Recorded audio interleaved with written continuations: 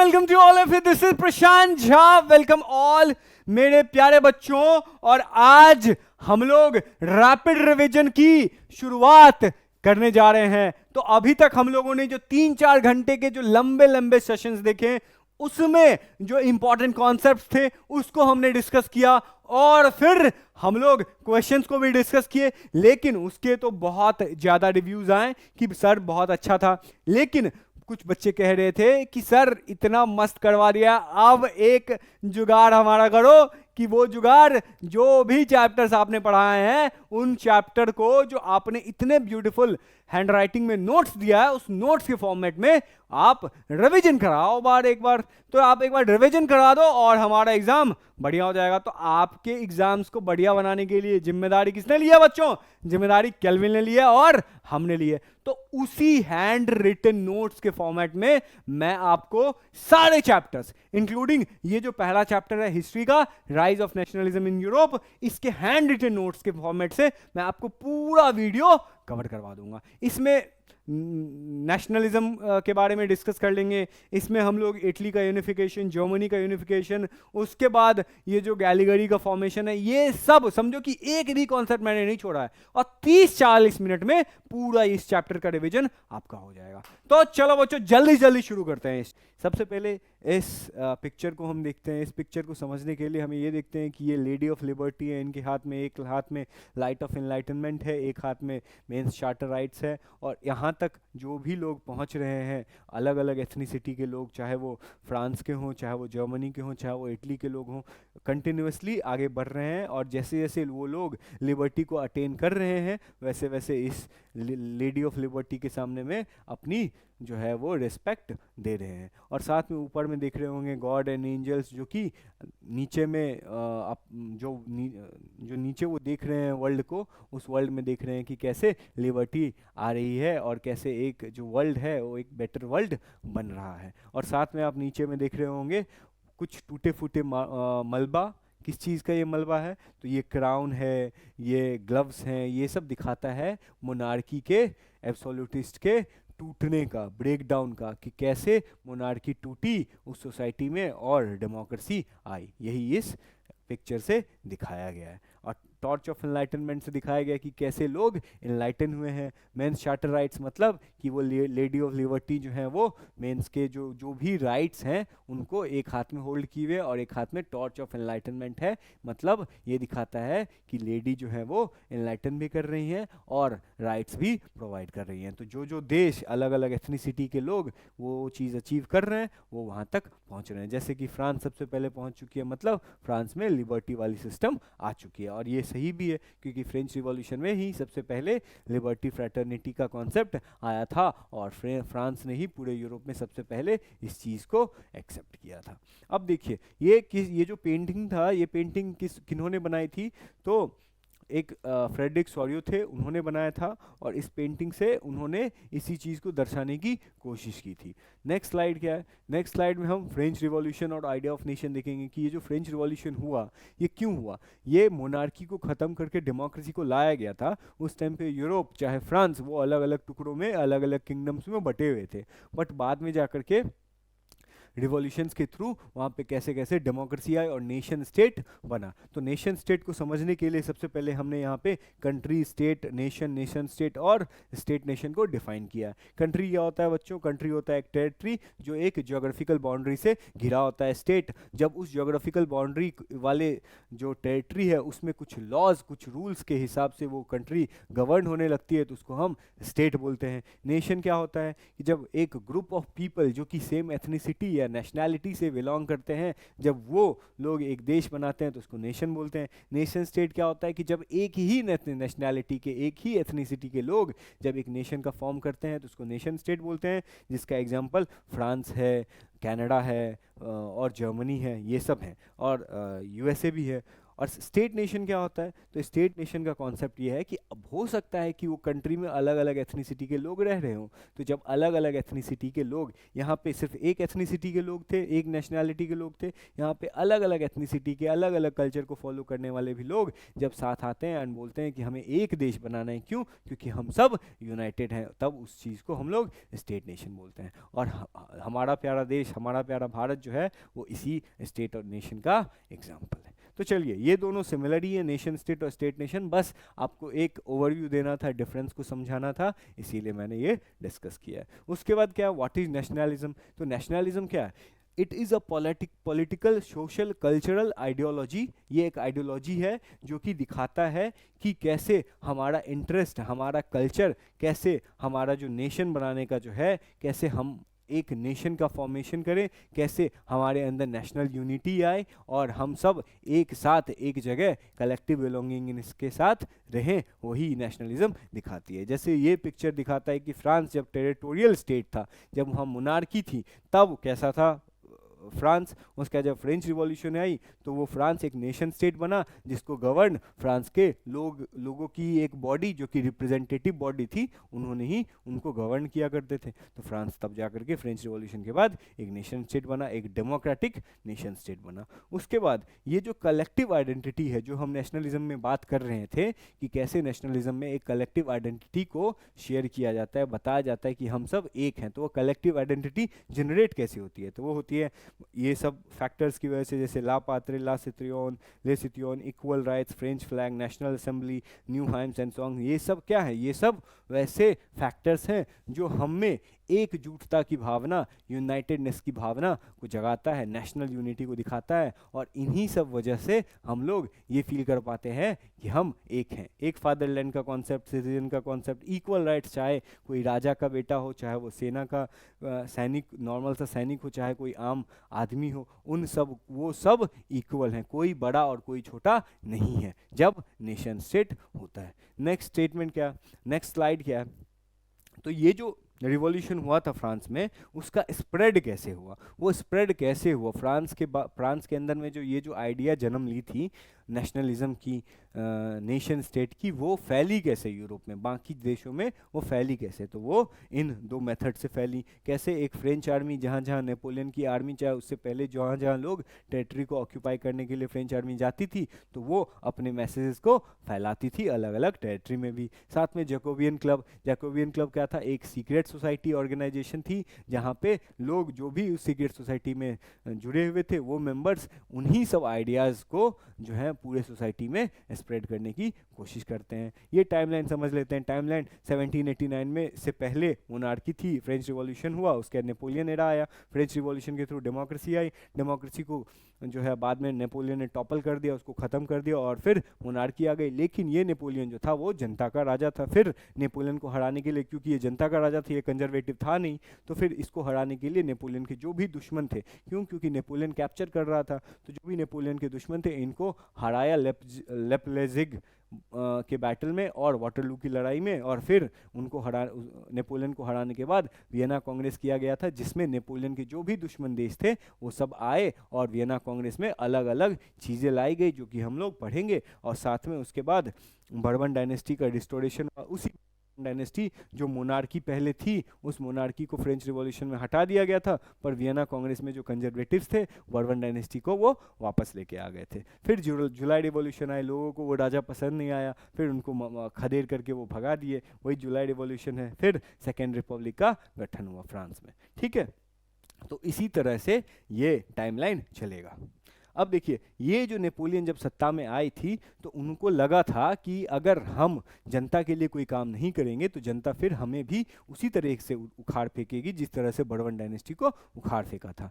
तो नेपोलियन ने एक सिविल कोड लेके आए थे, जिसको नेपोलियनिक सिविल कोड बोला जाता है, जिनमें उन्होंने बहुत सारे रिफॉर्म लिए। क्या क्या रिफॉर्म लिए? उन्होंने प्रिविलेजेस जो भी था बर्थ के हिसाब से, कि ये राजा का बेटा है इसीलिए ये प्रिविलेजेस इसको मिलेगा, कोई किसान का बेटा उसको नहीं मिलेगा, तो वो जो भी प्रिविलेजेस बर्थ बर्थ के हिसाब से, जन्म के हिसाब से मिलते थे, उन सारे प्रिविलेजेस को सिविल कोड के द्वारा नेपोलियन ने हटा दिया था। उसके बाद इक्वालिटी बिफोर लॉ, लॉ के सामने में कोई राजा है चाहे कोई आम आदमी है, सारे लोग इक्वल हैं। उसके बाद राइट टू प्रॉपर्टी, पहले प्रॉपर्टी का अधिकार नहीं होता था बच्चों। उसके बाद जब सिविल कोड आया तो आप प्रॉपर्टी का अधिकार होने लगा। इससे फ़ायदा क्या हुआ कि जब प्रॉपर्टी होल्ड करने का अधिकार आ गया तो उसे आप बेच भी सकते हैं, कमोडिफिकेशन होने लगा। ठीक है, उसके बाद एबॉलिश्ड फ्यूडल सिस्टम, जो फ्यूडल सिस्टम था क्या था ये भी समझेंगे। तो फ्यूडल सिस्टम को ख़त्म किया गया। उसके बाद जो पीजेंट, जो सर्फडम और मैनोरियल ड्यूज में घिरे हुए थे, उनको भी ये ख़त्म किया।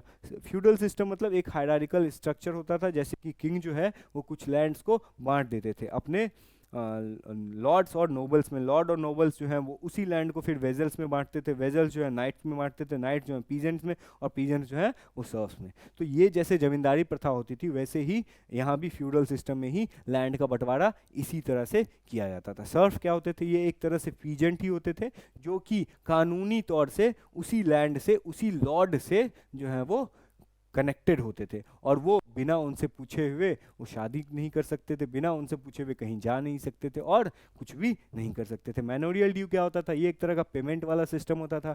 जो लोगों के पास पैसे से टैक्स नहीं दे पाते, टैक्स जैसे हम लोग दे पाते हैं ना गवर्नमेंट को, उस तरह से जो लोग टैक्स नहीं दे पाते थे और जो लोग कारीगर होते थे चाहे लेबरर होते थे, वो लोग कैसे टैक्स दे? तो वो लोग मेहनत करके, वो लोग लेबर के फॉर्म में, चाहे मनी चाहे कोई अपना अनाज उपजाते थे उसके फॉर्म में वो गवर्नमेंट को एक शेयर देते थे। उसी को मैनोरियल ड्यू था, जिसको सिविल कोड में ख़त्म कर दिया गया। उसका जो गिल्ड रिस्ट्रिक्शन था, जो कि आप गिल्ड बना नहीं सकते थे, व्यापारियों का समूह नहीं बना सकते थे, उनको भी हटाया गया। उसका जो ट्रांसपोर्ट एंड कम्युनिकेशन सिस्टम था उसको भी नेपोलियन ने इम्प्रूव किया। और जो यूनिफॉर्म लॉज था, मतलब चाहे वो कोई भी हो, चाहे वो कारपेंटर हो, चाहे वो गोल्ड स्मिथ हो, चाहे वो कोई भी हो, उन सब के लिए रूल्स जो होंगे वो सेम ही होंगे। उसके बाद जो वेट्स और मेजरमेंट का सिस्टम था उसको भी स्टैंडर्डाइज किया। और नेशनल करेंसी पूरे देश में, पूरे फ्रांस में पहले अलग अलग टेरिटरी में अलग अलग नेशनल करेंसी होती थी, लेकिन फिर बाद में ये पूरे फ्रांस में एक ही नेशनल करेंसी कर दी गई थी।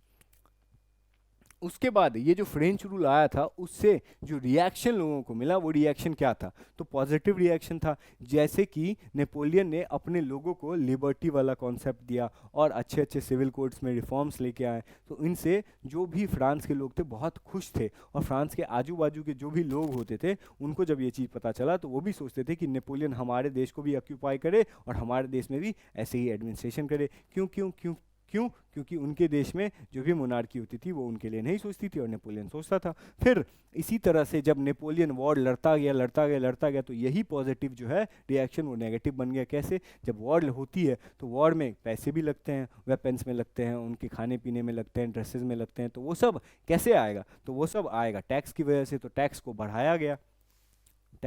बढ़ाया गया। फिर जब लोगों ने विरोध किया कि हमें बहुत टैक्स देना पड़ता है तो उनको सेंसरशिप किया गया ताकि ये चीज़ फैले ना, और जब ये फैलेगा नहीं तो उसकी बुराई लोग सहेंगे नहीं। तो इसी तरह से सेंसरशिप लेके आया गया। उसके बाद जब आर्मीज जो जाते थे, जो वीर गति को प्राप्त हो जाते थे, तो उनको रिप्लेस करने वाला कोई तो चाहिए होगा, तो लोग पार्टिसिपेट नहीं करते थे, लोग आर्मी में जाना नहीं पसंद करते थे कि दूर दराज देश में जा कर के हम मरे कटे, इससे बढ़िया अपने ही देश में रहे। तो इस वजह से फोर्स्ड रिक्रूटमेंट किया गया कि लोगों को जबरदस्ती आर्मी में शामिल किया जा रहा था, जिसकी वजह से ये चीज़ बाद में पॉजिटिव रिएक्शन जो है वो नेगेटिव बन गया। उसके बाद the making of nationalism in जो यूरोप है, ये किस तरह से है कि जब यूरोप में, फ्रांस में तो हो गया जो होना था, जो यूरोप में नेशनलिज्म था वो कैसे बना? तो ये देख रहे हो कि जब यूरोप था वो पहले अलग अलग एथनिसिटी के हिसाब से, अलग अलग नेशनैलिटी के हिसाब से बटा हुआ था, बट जब नेशनलिज्म आया तो कैसे यूरोप अलग अलग यूनिट्स में बट गया, वो ये दिखाता है। नेशनलिज्म होने से पहले यूरोप जो था वो बहुत सारे पीसेस में बटा हुआ था, अलग अलग किंगडम के टुकड़ों में बटा हुआ था, एथनिसिटी में बटा हुआ था, लैंग्वेज में, कल्चर में अलग अलग बटा हुआ था। जैसे कि जर्मनी और इटली जो थे वो अलग अलग ड्यूशीज और कैंटोन्स टेरिटरी में बटे हुए थे। तो ये जो नेशनलिज्म आया, इसके पीछे का रीज़न क्या है ये हम देखते हैं। तो ये बहुत सारे रीजन्स थे, जिसमें से 4 जो बहुत इंपॉर्टेंट थे उनको हम देखेंगे। तो 4 इंपॉर्टेंट कैसे थे बच्चों? तो पहले एरिस्टोक्रेसी और न्यू मिडिल क्लास का राइज होना क्या था ये भी हम डिस्कस करेंगे। लिबरल नेशनलिज्म जो बहुत आगे बढ़ा, जब लिबरलिज्म को समझने वाले लोग आए सोसाइटी में, तो जब उन्होंने सोसाइटी में उस आइडिया को फैलाया तो लोगों के अंदर ये विचार आया। फिर जब न्यू कंजर्वेटिव्स आते हैं नेपोलियन को हराने के बाद वियना कांग्रेस से, तो उनकी वजह से ये जो नेशनलिज्म का फीलिंग है वो कैसे बढ़ा। उसके बाद जब अलग अलग रिवॉल्यूशनरीज का राइज हुआ तो उन्होंने कैसे योगदान दिया ये भी हम देखेंगे। तो सबसे पहला टॉपिक देखते हैं the aristocracy and the new middle class. कैसे देखेंगे बच्चों इसको? तो सबसे पहले देखिए कि यूरोप का जो समाज था वो दो हिस्सों में बटा हुआ था। पहला एलीट क्लास, दूसरा non elite class. Elite class मतलब जो धनवान लोग होते थे, जो रिच लोग होते थे, वो उनमें एरिस्टोक्रेट्स आते थे जो कि कुलीन परिवार में से आते थे, राजघराने में से आते थे। वो अलग तरह के कल्चर को, अलग तरह की उनकी लाइफस्टाइल थी और उनकी शादी, उनकी रिलेशन एस्टैब्लिशमेंट आम लोगों के साथ नहीं होती थी, वो अलग अलग राजाओं के फैमिली के साथ होती थी। दूसरी नॉन एलीट क्लास में कौन कौन से लोग थे? सर्फ्स थे, पीजेंट्री थी, जिनके बारे में मैंने बताया। सर्फ्स मतलब बताया ही, पीजेंट्री मतलब जो किसान होते थे। और इन्हीं सब लोगों में से कुछ लोग, जब इंडस्ट्रियलाइजेशन हुआ तो ये लोग फैक्ट्री में काम करने लगे, ट्रेडर्स बन गए, कुछ बिजनेसमैन बन गए, कुछ डॉक्टर बन गए, कुछ अलग अलग प्रोफेशन चूज करने लगे।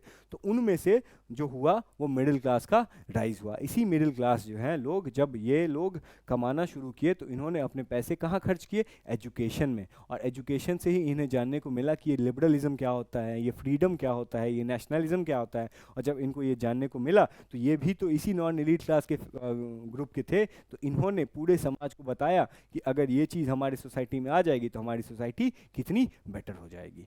नेक्स्ट क्या है कि लिबरल नेशनलिज्म जब आया तो ये लिबरलिज्म का मीनिंग क्या होता है? तो लिबरलिज्म का मीनिंग बच्चों ये लिबरलिज्म का रूट वर्ड लिबर है, जिसका लैटिन मीनिंग जो है, लिबर लैटिन वर्ड है जिसका मीनिंग जो है फ्री है। फ्रीडम किस चीज़ से? फ्रीडम हर उस चीज़ से। अब जिसमें देखते हैं पैरामीटर्स में, पॉलिटिकली लिबरलिज्म का क्या मीनिंग होता है, इकोनॉमिकली क्या मीनिंग होता है। तो पॉलिटिकली क्या मीनिंग होता है कि जब गवर्नमेंट कंसेंट से चले उसी को लिबरल नेशनलिज्म बोलते हैं। कंसेंट से मतलब कि पहले मोनार्की होती थी, मोनार्की जनता की बात नहीं सुनती थी, लेकिन जब गवर्नमेंट बाय कंसेंट होगा तो जो भी वहाँ पे रिप्रेजेंटेटिव होंगे उनको तो जनता ही चुन के भेजेंगी, तो वो जो फैसला करेंगे वो तो जनता के ही अकॉर्डिंग फैसला करेंगे। जनता को जो नीड्स होगी, उनकी जो रिक्वायरमेंट्स होगी, उन्हीं के हिसाब से पॉलिसी बनाई जाएगी। तो ये था government by consent.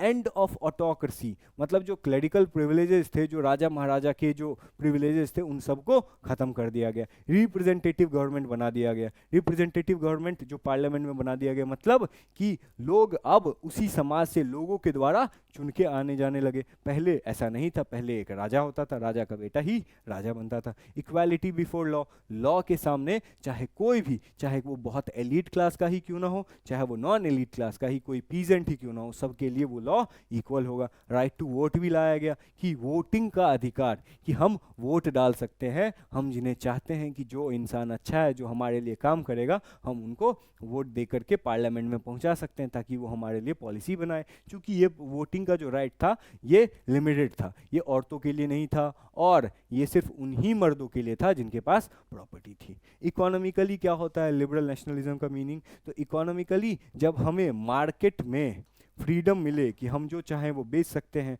State impose जो भी रिस्ट्रिक्शंस थे वो ख़त्म कर दिए गए। उसके बाद जो वेट एंड मेजरमेंट वाला सिस्टम था कि कहीं एक एलए बराबर, जो एक एलए है वो एक मेजरमेंट है, जैसे हम लोग मीटर करते हैं ना कि 1 मीटर बराबर कुछ सेंटीमीटर होता है, तो मान लो उसी तरह से अगर बिहार में 1 केजी बराबर 5 मैंगो होंगे, ठीक है, यूपी में 1 केजी बराबर 7 मैंगो, उसके बाद राजस्थान में 1 केजी बराबर 8 मैंगो, तो ये सोचो कि कितना ज़्यादा डिफिकल्ट होगा। एक मैंगो का जो व्यापारी होगा वो जब बिहार से यूपी, यूपी से राजस्थान जाएगा, उसको कितना मुश्किल का सामना करना पड़ेगा। वहीं अगर हम ये कांस्टेंट कर दें, ये स्टैंडर्डाइज्ड कर दें कि जो 1 केजी बराबर 5 आम ही होगा, चाहे आप बिहार में बेचिए, चाहे आप यूपी में बेचिए, चाहे आप राजस्थान में बेचिए। सेम चीज़ यूरोप में भी, फ्रांस में भी किया गया कि एक एलए बराबर जो यूनिट होता था मेजरमेंट का वो 55 सेंटीमीटर, जैसे पहले मेंज में था, न्यूरमबर्ग में 65 सेंटीमीटर था, तो जो व्यापारी था उसको बहुत डिफिकल्ट होता था। तो उन्होंने इन सब ऑब्स्टेकल को हटाने के लिए पूरा यूनिट और मेजरमेंट वाला सिस्टम जो है वो यूनिफॉर्म कर दिया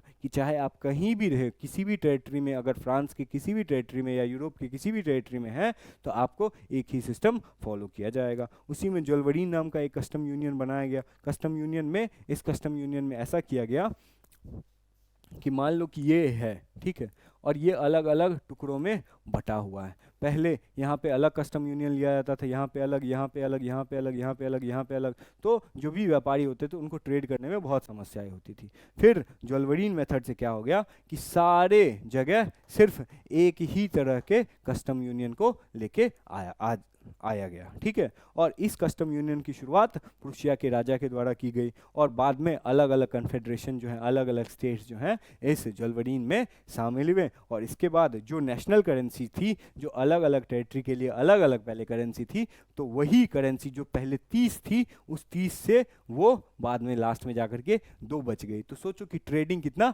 आसान हो गया होगा। उसके बाद नेपोलियन के बारे में थोड़ा समझते हैं कि नेपोलियन स्टार्टिंग में एक आर्टिलरी ऑफिसर था, मतलब कि सेना में ही एक छोटा सा सेना था, फिर बाद में जाकर के वो ऑफिसर बना। फिर जब ऑफिसर बना तो वो बहुत सारी लड़ाइयाँ लड़ा, और जब लड़ाई में उसको बहुत ज़्यादा सक्सेसफुल मिला तो फिर वो लीडर के फॉर्म में आ गया। तो जब वो लीडर बन गया तो फिर लीडर के बाद उसने कू किया और फिर अपने आप को उसने जो है खुद को कोरोनेट किया और खुद को राजा बना दिया पूरे फ्रांस का। और फिर जब राजा बना तो उसने अलग अलग टेरिटरी को ऑक्यूपाई करने लगा। जब फ्रांस के अलग अलग टेरिटरी को ऑक्यूपाई करने लगा तो वो जीतने भी लगा, और फिर बहुत सारी जीत के बाद उसको हार का भी सामना करना पड़ा। हार का सामना कैसे करना पड़ा? लेप्जिग और वाटरलू की लड़ाइयाँ में। और वाटरलू की जो लड़ाई थी उसमें जो भी नेपोलियन के जो दुश्मन थे, जो भी अलग अलग दुश्मन देश थे जो नहीं चाहते थे कि नेपोलियन तो जनता का राजा था, वो नहीं चाहते थे कि जनता को ऐसा राजा मिले। वो तो चाहते थे कि जैसे पहले फ्रेंच रिवॉल्यूशन से पहले जो कंट्री में पहले सिचुएशन थी, पूरे यूरोप में जो सिचुएशन थी मोनार्की का, वही सिचुएशन वो वापस से लाना चाहती थी। तो इसीलिए जब ये नेपोलियन को हरा दिए तो वियना कांग्रेस ऑफ वियना आता है। फिर कांग्रेस ऑफ वियना के द्वारा उसने कंजर्वेटिव्स का बाद में एस्टेब्लिशमेंट किया, और जो भी पहले की तरह सिस्टम था, जो फ्रेंच रिवॉल्यूशन से पहले का जो सिस्टम था, उसको वो वापस उसी तरह से थोड़े बहुत फेरबदल करके लाया गया। कंजर्वेटिज्म क्या होते हैं भाई? तो कंजर्वेटिज्म होते हैं वैसा फिलॉसफी जो पुराने ट्रेडिशंस को इम्पोर्टेंस दे, पुराने कस्टम्स को इम्पोर्टेंट दे। कस्टम मतलब रीति रिवाज, जो ग्रेजुअल डेवलपमेंट में बिलीव रखे कि एक ही बार में डेवलपमेंट ना हो, ग्रेजुअली डेवलपमेंट हो, क्विक चेंज ना हो। और इसी वजह से जो वहाँ के कंजर्वेटिव्स थे वो नेपोलियन को पसंद नहीं आते थे। फिर जब नेपोलियन ने जब सिविल कोड लेके आए तो इन कंजर्वेटिव्स ने सोचा कि अगर इस सिविल कोड जो नेपोलियन के द्वारा लाया गया उसको पूरा तरह से हटा ही देते तो फिर से लोग विरोध करेंगे। तो वहाँ के लोगों ने उसी सिविल कोड का यूज़, उसी एडमिनिस्ट्रेशन का यूज़ अपने फ़ायदे के लिए किया। खुद के जो गवर्नमेंट है उसको स्ट्रॉन्ग करने में उन लोगों ने यूज़ किया। और फिर वियना कांग्रेस हुआ। और ये जो कंजर्वेटिव्स का नेगेटिव एस्पेक्ट्स था वो तो जग जाहिर था। क्या था नेगेटिव एस्पेक्ट्स? कि वो क्रिटिसिज्म झेल नहीं पाते थे, उनको कोई भी अगर क्वेश्चन करता था तो उन पे वो सेंसरशिप, एक जो नॉर्मल डिक्टेटर होता है उसकी तरह वो सेंसरशिप लगा देते थे और बंदिशें बहुत से बहुत डालते थे, जिससे लोग फ्रस्ट्रेट भी हुए थे। और फिर उदय होता है कुछ रिवॉल्यूशनरीज का, जिसमें जेसेपी मजीनी भी शामिल हैं। जेसेपी मजीनी कौन थे? तो जेसेपी मजीनी पहले एक सीक्रेट सोसाइटी के मेंबर थे, बट फिर बाद में जाकर के उन्होंने खुद से ही 2 सीक्रेट सोसाइटी बनाया, यंग इटली और young Europe. Young Italy Italy के लिए था, यंग यूरोप यूरोप के लिए था। और इनका जो इंटेंशन था वो नेशन स्टेट बनाना था। जैसे इटली पहले अलग अलग फ्रैगमेंट में टूटा हुआ था, 7 अलग अलग टुकड़ों में टूटा हुआ था, तो इनका ड्रीम था कि इटली कैसे एक स्टेट बन जाए। और इनका जो कहना था कि नेशन स्टेट वाला जो कॉन्सेप्ट, इन्होंने बोला था कि ये जो नेशन स्टेट वाला कॉन्सेप्ट है, ऐसा नहीं है कि ये सिर्फ ह्यूमन के द्वारा लाया गया, भगवान भी चाहते हैं कि नेशन स्टेट जैसी चीज़ एग्जिस्ट करे। तो देख रहे हो कि ये जो 7 अलग अलग टुकड़ों में इटली था, फिर ये कैसे एक टुकड़े में एक इटली के फॉर्म में आ गया। तो यही ड्रीम था, जो कि ये इनका ड्रीम इनके जीते जीते सक्सेसफुल नहीं हो पाया था। बाद में गैरीबाल्डी के कंट्रीब्यूशन से, कैवोर के कंट्रीब्यूशन से ये सक्सेसफुल हुआ। फिर हम लोग देखते हैं age of revolution. Age of revolution में हम लोग सबसे पहले एक कोट से शुरुआत करेंगे, मैटरनिश के कोट से। कि मैटरनिश कहा करते थे कि जब फ्रांस खांसता है, फ्रांस छींकता है, तो उससे पूरे यूरोप को सर्दी लग जाती थी। तो मेटरनिस ऐसा क्यों बोला था? क्योंकि जब फ्रेंच रिवॉल्यूशन हुआ था तो इसका इम्पैक्ट भी पूरे यूरोप पे पड़ा था। जब फ्रांस के लोगों ने रिवोल्ट किया था अपने राजा के खिलाफ, तो बाकी के लोगों ने भी सोचा कि यार यूरोप जो है, फ्रांस जो है इतना बेटर कर रहा है, तो हम लोग भी रिवोल्ट करते हैं। उसके बाद जब नेपोलियन आया तो नेपोलियन की वजह से ही पूरे यूरोप इम्पैक्ट हुआ। इतना इम्पैक्ट हुआ कि लोग नेपोलियन को एक साथ हराना चाहते थे, और बाद में हराया भी। और फिर जुलाई रिवॉल्यूशन आता है कि जब बर्बन डायनेस्टी को रिस्टोर करते हैं कंजर्वेटिव्स, तो उसके बाद क्या होता है 1830 में कि बर्बन डायनेस्टी को रिस्टोर तो कर लेते हैं, लेकिन जनता को पसंद नहीं आती, तो बर्बन डायनेस्टी को फिर से जनता उखाड़ के फेंक देती है। और फिर बनाती किसको है? तो लुई फिलिप को। ठीक है, लुई फिलिप भी वैसे ज़्यादा दिन रहने वाले हैं नहीं, इनको भी हटाया जाता है। कैसे, आगे देखेंगे। उसके बाद Greek of war of independence देखते हैं। ग्रीक वॉर ऑफ ग्रीक जो है वो इतनी हिस्टोरिकल सिविलाइजेशन थी, उसको क्रैडल ऑफ सिविलाइजेशन बोलते थे। क्यों? क्योंकि सिविलाइजेशन की शुरुआत ऐसा माना जाता था कि ग्रीक से ही हुई थी। और ग्रीक जो था वो इमोशंस में बिलीव रखता था, पोएट्री में बिलीव रखता था, रोमांटिसाइजेशन में बिलीव रखता था, जिसके बारे में हम लोग आगे देखेंगे। फिर यूरोप को ग्रीक की को जो इंडिपेंडेंस है वो किस ट्रीटी के तहत मिली? तो ट्रीटी ऑफ कॉन्स्टेंटिनोपल 1832 में, जब ग्रीस जो है पहले ऑटोमन एम्पायर का पार्ट हुआ करता था, देख ही रहे हैं, और उसके बाद जो है वो ग्रीस ट्रीटी ऑफ कॉन्स्टेंटिनोपल के तहत आज़ाद हो गया और एक देश बन गया। उसके बाद रोमांटिसिज्म के बारे में भी बात करते हैं। ओके, तो बच्चों फिर रोमांटिसिज्म को देखते हैं। कैसे देखते हैं? तो रोमांटिसिज्म एक कॉन्सेप्ट था, एक विश्वास था। क्या था? इमोशंस था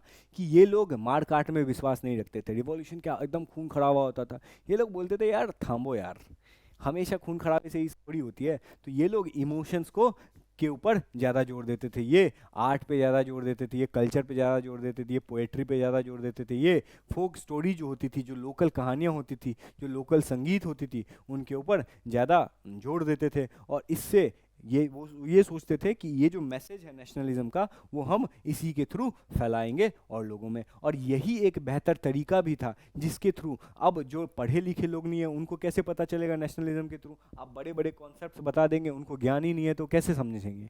तो उनको अगर म्यूजिक के फॉर्म में, अगर स्टोरीज के फॉर्म में बताया जाए तो वो ज़्यादा अच्छे से समझ पाएंगे। तो जो इलिटरेट पॉपुलेशन थी उस टाइम पे, ज़्यादा जो पढ़े लिखे लोग नहीं थे, उनको इसी के थ्रू समझाया जाने लगा। रोमांटिक आर्टिस्ट जो थे वो क्या करते थे? वो क्रिटिसाइज करते थे जो रीजन और साइंस, जो दो चीज़ थे जिनको हम लोगों ने बहुत अच्छा समझा था, इस दो चीज़ों को वो क्रिटिसाइज करते थे। उसके बाद वो इमोशंस के ऊपर फोकस करते थे, फीलिंग्स के ऊपर फोकस करते थे, और वो सोचते थे कि ये जो शेयर्ड कलेक्टिव हेरिटेज है, जो कॉमन कल्चर है हमारा पास्ट का, वही नेशन की स्थापना में मदद करेगा। कि जो नेशन, जो स्टेट बनेगा वो कैसे बनेगा?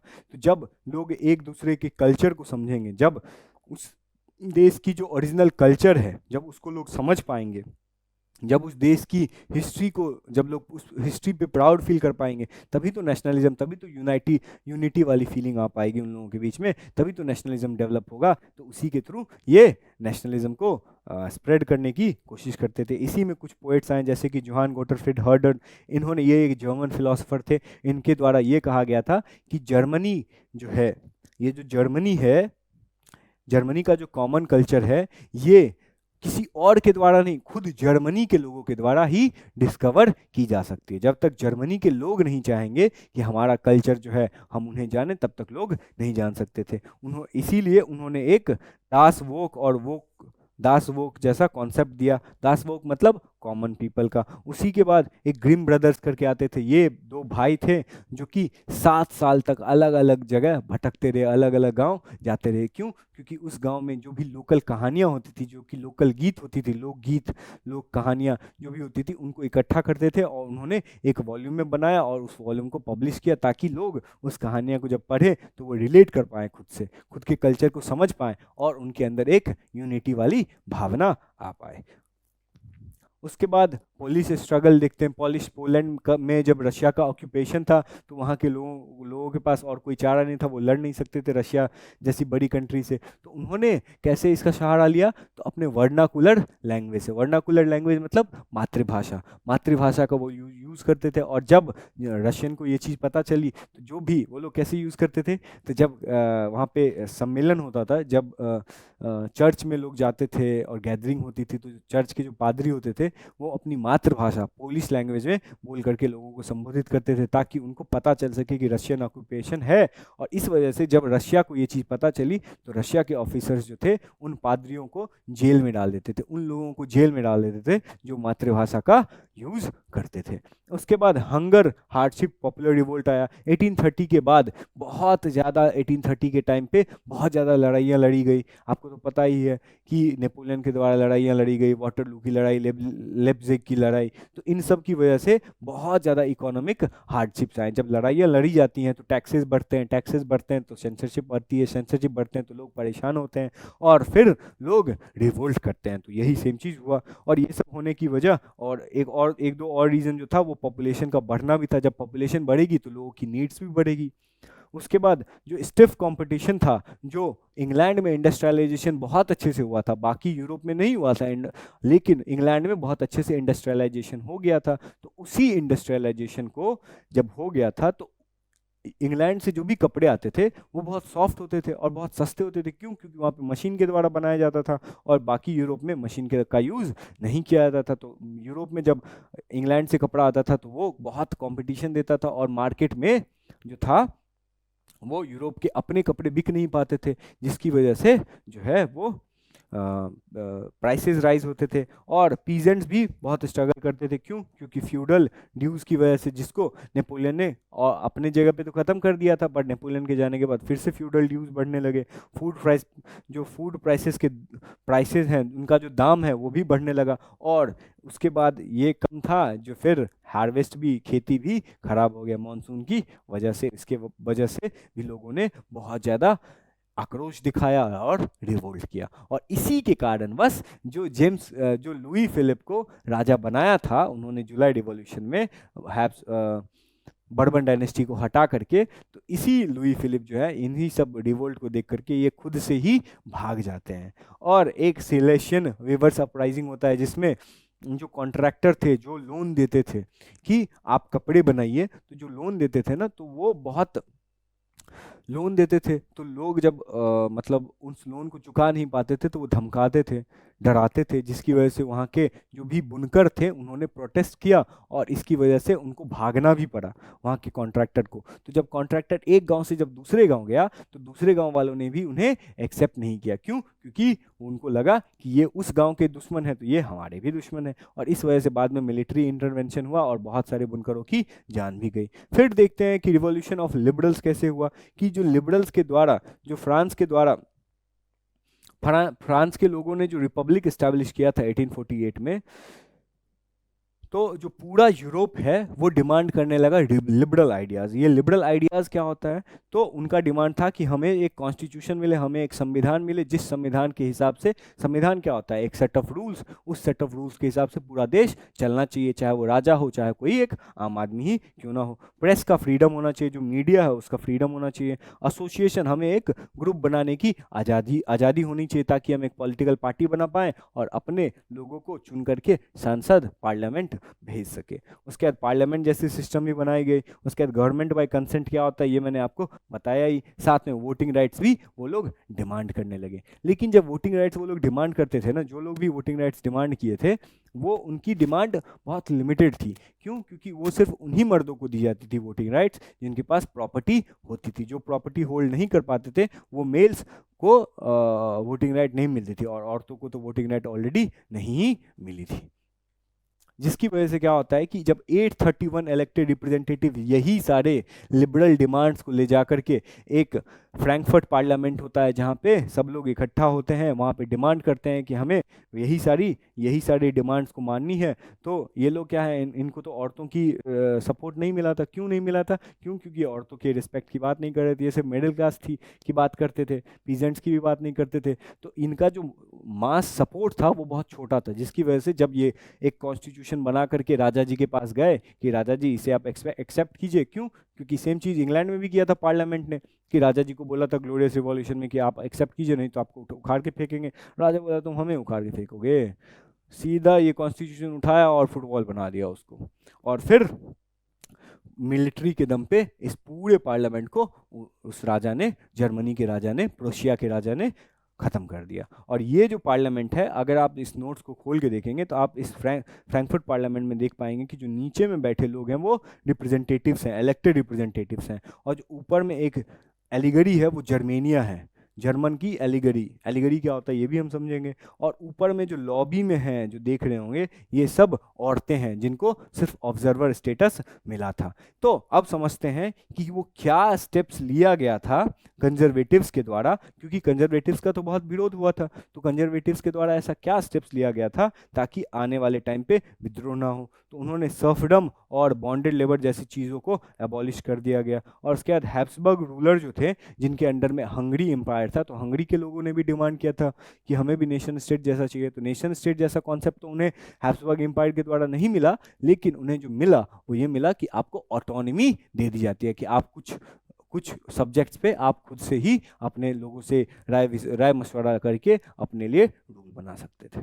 ठीक है। उसके बाद जर्मनी और इटली के मेकिंग के बारे में बात करते हैं कि यूनिफिकेशन ऑफ जर्मनी हुआ। तो जब राजा जी ने, जर्मनी के, प्रुशिया के राजा जी ने संविधान को लात मार दिया था, तो फिर उन्होंने सोचा कि यार जनता के लिए कुछ ना कुछ तो सोचना पड़ेगा। तो उन्होंने सोचा एक काम करते हैं। उनका डिमांड कॉन्स्टिट्यूशन के अलावा क्या था कि हमें यूनिफाई करो, हमें एक नेशन बना के दो। तो बोलता है ठीक है। बुलाते हैं अपने सीएम को। कौन रहते हैं सीएम उनके? Auto von Bismarck. Auto von Bismarck क्या करते हैं? उन्होंने 7 साल में 3 लड़ाई लड़ी। ऑस्ट्रिया से लड़ी, उसके बाद अलग अलग ऑस्ट्रिया से, डेनमार्क से, फ्रांस से लड़ी, और उन्होंने पूरे जर्मनी को पूरा यूनिफाई कर दिया। पहले जर्मनी के अलग अलग टुकड़े थे, प्रुशिया एक किंगडम था, अलग अलग किंगडम था, हैब्सबर्ग एम्पायर में, ऑटोमन एम्पायर में, उन सबको यूनिफाई किया और एक जर्मनी देश उन्होंने बनाया। और उस देश के जो काइजर विलियम थे, उसको उन्होंने पूरे जर्मनी का एम्परर घोषित कर दिया।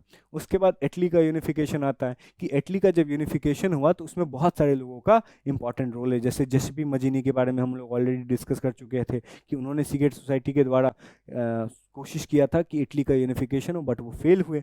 फिर बाद में जाकर के जब इटली का जो यहाँ है, देख रहे हो ये पिंक वाला जो पोर्शन है, इसी दो पूरा इटली में सिर्फ इसी पिंक वाले पोर्शन में ही इटली के राजा राज करते थे। तो उन्होंने चीफ मिनिस्टर कैवॉर के मदद से इस इटली के, ये जो यहाँ पे जो राजा राज करता था इटली का ही, उस इटली के राजा ने अपने चीफ मिनिस्टर कैवॉर को बुला करके बाकी जगह पे उन्होंने ढावा बोला, मतलब उन्होंने उस पर अटैक किया और बोला कि हम इस अटैक करके इस सब सारे टेरिटरी को ऑक्यूपाई करेंगे और इटली को यूनाइट करेंगे। और वो सफल भी हुए, जिसमें जेसेपे गैरिबाल्डी का भी एक बहुत बड़ा रोल है। वो भी एक सैनिक ही थे, इतने इंपॉर्टेंट सैनिक थे कि उनके ऊपर जब पिक्चर बनाई गई तो ये गैरिबाल्डी हैं, ये अपने राजा जी को एक बूट पहना रहे हैं, उस बूट पे इटली का नाम है। इससे ये दिखाया जाता है कि लो राजा, हम आपके लिए जो है इटली को यूनिफाई करके ले आए। और फिर विक्टर इमैनुअल को पूरे इटली का किंग बना दिया गया।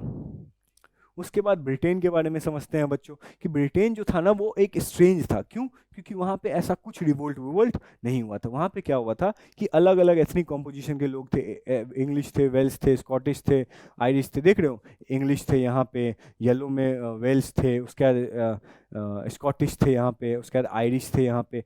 तो इंग्लैंड, जब ये जो रेड वाला पोर्शन है ना बच्चों, तो इस वाले पोर्शन की अभी हम बात करते हैं। तो इस वाले पोर्शन में क्या हुआ कि वहाँ के लोग धीरे धीरे डेवलप किए, और वहाँ की जो पार्लियामेंट थी, वहाँ जो पार्लियामेंट थी, पार्लियामेंट में रिप्रेजेंटेटिव्स तो चुन के ही आते थे। तो जो चुन के आते थे उन्होंने एक दिन क्या किया, राजा जी के पास गए, जो इंग्लैंड के भी राजा होंगे, तो इंग्लैंड के राजा के पास गए एंड बोले कि देखो ऐसा है कि तुम हटो यहाँ से, अगर तुम नहीं हटे तो फिर हम तुमको धक्के मार के यहाँ से बाहर निकाल देंगे। तो फिर राजा को डर हो गया कि चलो हटने से तो अच्छा है कि इनकी डिमांड मान ली जाए। तो उनका डिमांड क्या था? उनका डिमांड था कि तुम राजा तो रहोगे बस नाम मात्र के लिए, और तुमको जो भी पार्लियामेंट बोलेगी वो तुम्हें करना होगा। क्यों पार्लियामेंट? मतलब पार्लियामेंट में तो वही लोग रहते थे ना जो जनता के द्वारा चुने गए लोग थे, तो उनके हिसाब से ही तुम्हें अब चलना होगा। तो राजा ने एक्सेप्ट कर लिया। इसी रिवॉल्यूशन को ग्लोरियस रिवॉल्यूशन बोलते हैं। क्यों? क्योंकि ये पूरा रिवॉल्यूशन ब्लडलेस रिवॉल्यूशन था, जिसमें कॉन्स्टिट्यूशनल मोनार्की का स्थापना किया गया। कॉन्स्टिट्यूशनल मोनार्की मतलब मोनार्की जो है वो संविधान के हिसाब से चलेगी। और जब ये चीज़ हो गया तो फिर इंग्लैंड जो है वो स्कॉटलैंड के पास गया। स्कॉटलैंड को बोला कि एक काम करते हैं, हम दोनों मिल जाते हैं, फिर एक बड़ा पावरफुल कंट्री बन जाएंगे, फिर जो है वो मज़े करेंगे। तो फिर स्कॉटलैंड बोला ठीक है, ये आइडिया बढ़िया है। तो जब स्कॉटलैंड को इंग्लैंड में शामिल कर दिया गया, किसके मदद से? एक्ट ऑफ यूनियन की मदद से इंग्लैंड और स्कॉटलैंड एक हो गए। तो जब स्कॉटलैंड को शामिल कर लिया गया तो इंग्लैंड वाले इतने, क्या बोलूँ मैं, इतने शातिर दिमाग के थे, उन्होंने बोला कि अब तुम्हारे साथ होगा धोखा। जैसे इंडिया में लोग उन्होंने धोखा किया, वैसे ही अपने ही लोगों के साथ, स्कॉटिश लोगों के साथ भी उन्होंने धोखा दिया। कैसे धोखा दिया? उनको बोला कि अब जो तुम अपनी लैंग्वेज है, गेलिश लैंग्वेज, वो नहीं बोलोगे, अपना जो नेशनल ड्रेस है वो भी तुम अब नहीं पहनोगे, अब तुम हमारी तरह जो हम सूट बूट की मतलब जो ड्रेसिंग है वैसे जैसे करते हैं वैसे ही तुम भी करोगे, जैसे हम इंग्लिश बोलते हैं तुम भी इंग्लिश बोलोगे, गेलिश लैंग्वेज नहीं बोलोगे। तो उसके बाद उनके साथ धोखा हुआ, और फिर उसके बाद उन्होंने बगल के आयरिश लोगों के साथ क्या किया? तो आयरिश में ना दो तरह के लोग थे, क्रिश्चियनिटी ही वहाँ के लोग भी फॉलो करते थे, पर क्रिश्चियनिटी में दो सेक्ट था, प्रोटेस्टेंट और दूसरा कैथोलिक। तो कैथोलिक जो थे वो उनका पॉपुलेशन ज़्यादा था और प्रोटेस्टेंट का कम, तो कैथोलिक और प्रोटेस्टेंट आपस में लड़ते थे। तो इंग्लैंड के जो पार्लियामेंट थी उन्होंने बोला प्रोटेस्टेंट को कि एक काम करो, तुम अगर हमारे साथ मिल जाओगे तो तुम्हारी सरकार हम बना देंगे। प्रोटेस्टेंट बोले ठीक है, तो प्रोटेस्टेंट का हेल्प किया, और इस तरह से प्रोटेस्टेंट की मदद से पूरे आयरिश को इंग्लैंड जो है वो कब्जा चुका था।